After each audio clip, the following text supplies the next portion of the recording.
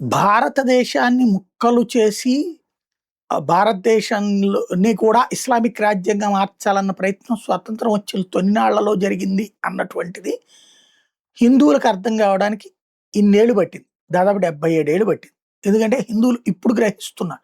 ఆ రోజున పాకిస్తాన్ ఏర్పాటు ఎవరి కోసం జరిగింది? జిన్నా కోసం జరిగింది. ఎందుకని? నెహ్రూని ప్రధానమంత్రి కాకుండా తను ప్రధానమంత్రి కావాలనుకున్నాడు. అందుకు అందులో కొంతమంది అంగీకరించారు కాంగ్రెస్ వాళ్ళు.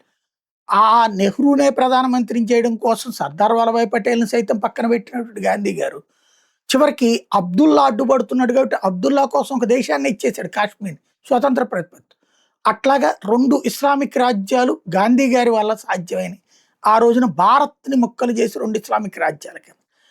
అదే భారతదేశంలో హిందూ రాష్ట్ర అన్నటువంటిది ప్రకటించకుండా హిందూ దేశం అన్నటువంటిది పరిరక్షించుకోవాలన్నటువంటి ప్రయత్నం చేస్తూ హిందూ దేశం వైపుకి తీసుకొస్తారేమో అన్నటువంటిది 10-12 ఏళ్లలోనే ముస్లింలు తిరగబడి దేశవ్యాప్తంగా ప్రపంచవ్యాప్తంగా ఒక్కటై అడ్డుపడే ప్రయత్నాలు చేస్తున్నారు. అంటే హిందువులు మెజారిటీ ఉన్నటువంటి దేశాన్ని హిందూ రాష్ట్రాగా ప్రకటించకూడదని 77 ఏళ్ల నుంచి జరిగింది. అదే హిందూ దేశంలో నుంచి ముడిపడినటువంటి పాకిస్తాన్ మాత్రం ఇస్లామిక్ దేశం కిందన 77 ఏళ్ల క్రితమే తీసుకురాగలిగారు. హిందువులకు మాత్రం ఎప్పటికి కూడా పూర్తి స్పృహ రాలేదు.